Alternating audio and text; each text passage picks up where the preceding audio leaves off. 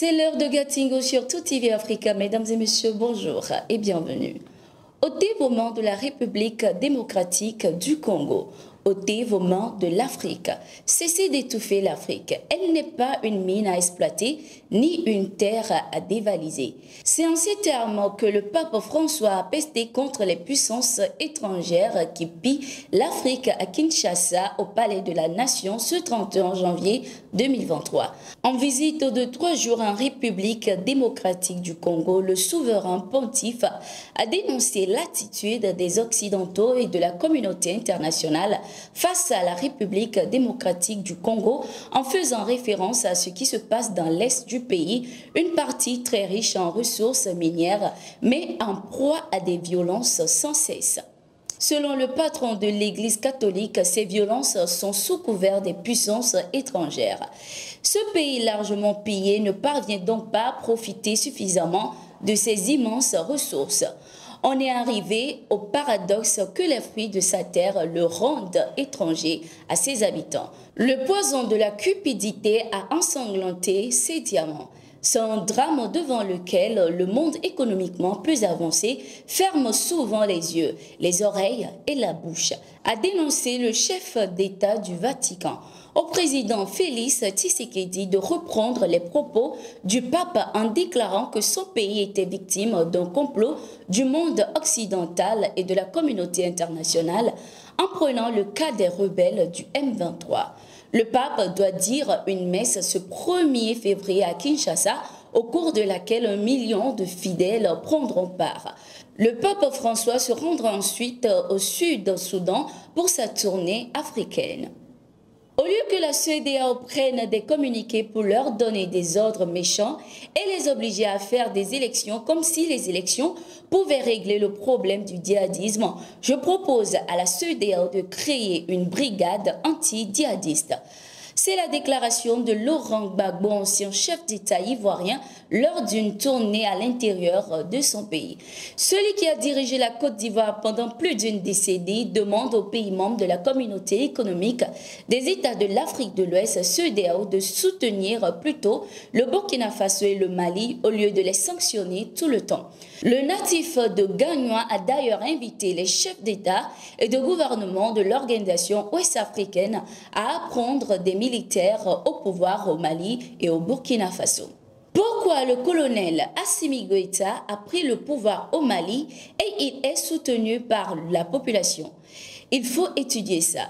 Pourquoi Ibrahim Traoré a pris le pouvoir et il est soutenu par la population?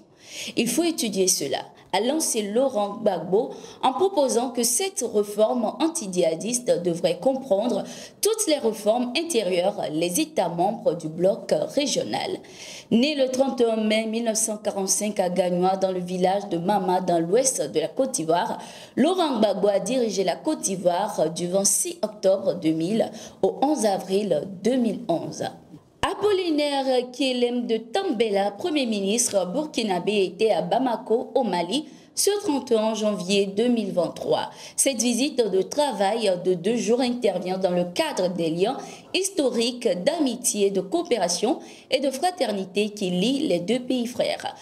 J'ai quitté chez moi, je suis venu chez moi, s'est exprimé le Premier ministre burkinabé à sa descente de l'avion à l'aéroport international Modibo Keïta de Bamako, avant d'ajouter « Ce que nos dévanciers n'ont pas pu faire, nous n'avons pas le droit de ne pas le faire, ou du moins de le tenter ».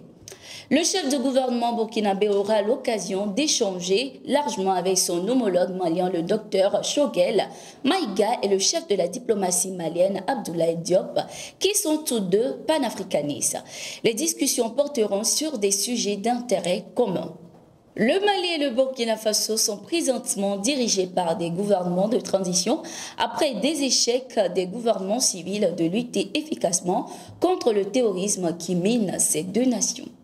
Avant Bamako, le Premier ministre burkinabé, Maître Apollinaire Kielem de Tambela, a fait une escale au Togo pour rencontrer la chef du gouvernement togolais, Victoire Tomiga Dobé. Occasion pour ces deux chefs de gouvernement d'échanger sur des sujets liés au renforcement de la coopération entre leurs pays.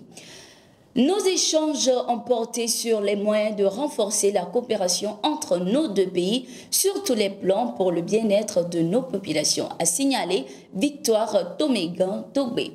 Après les échanges en tête-à-tête, la chef du gouvernement togolais, Victoire Toméga-Dogbé, a fait visiter la plateforme industrielle d'Adétikopé à son hôte. Cette zone industrielle représente pour le Togo un outil stratégique de développement. J'ai été vraiment impressionné par la plateforme industrielle d'Adétikopé. J'encourage les autorités togolaises dans leur initiative et qu'elles continuent dans cette perspective et qu'elles délocalisent un peu la plateforme vers l'intérieur du Togo pour nous faciliter, nous les Burkinabés qui sommes de l'interland, pour encore davantage se rapprocher de nous afin que nos relations se renforcent dans tous les domaines, a déclaré le ministre burkinabé. Ces visites au Mali et à Lomé s'inscrivent dans le cadre des traditions de concertation et de dialogue sous-régional. Elles répondent également à une volonté d'imprimer une nouvelle dynamique à la coopération riche et multiforme entre ces États. Grave accident de circulation à Tanda dans la région de Gontougo en Côte d'Ivoire ce 31 janvier 2023. Un véhicule de type Massa et un camion sont entrés en collision, occasionnant la mort de 7 personnes et plusieurs blessés graves. Les causes de l'accident restent inconnues pour l'instant, mais selon les témoignages, cet accident est dû à l'imprudence du conducteur de Massa qui, roulant à vive allure, a perdu le contrôle du véhicule.